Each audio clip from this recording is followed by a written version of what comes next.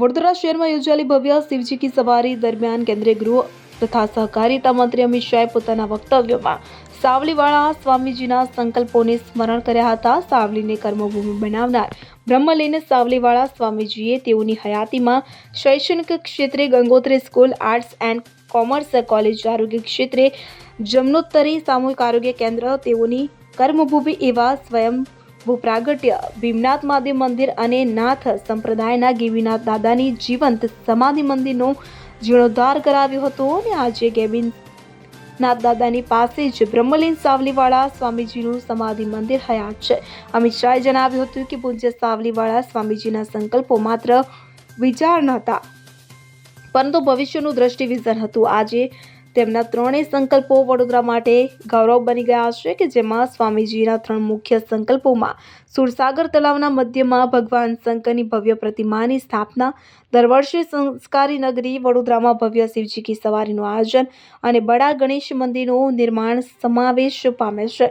ત્યારે આ ત્રણેય સંકલ્પો આજે હકીકતમાં સાકાર થતા જોવા મળે છે, કે જે વડોદરાની સાંસ્કૃતિક અને આધ્યાત્મિક ઓળખને વધુ મજબૂત બનાવે છે. સાવલીવાળા મહારાજના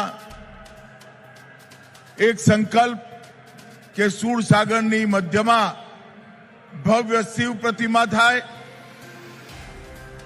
શિવરાત્રીના દિવસે વડોદરામાં શિવ સવારી નીકળે અને ગણેશજીની સ્થાપના. આ ત્રણેય સંકલ્પ જોત જોતામાં ઇતિહાસ બનીને આપણી સામે ઉભા છે.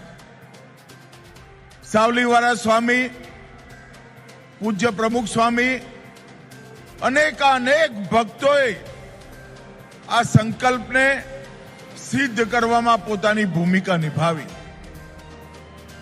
1996 થી લઈ આજ સુધી સતત આની અંદર એક પડાવ આગળ વધતો ગયો. અને જ્યારે આ ઇકબાલ લુહાર, CN24 ન્યૂઝ, સાવલી. હવે જુઓ દેશ દુનિયાની તમામ ખબરો તમારી આંગળીના ટેરવે.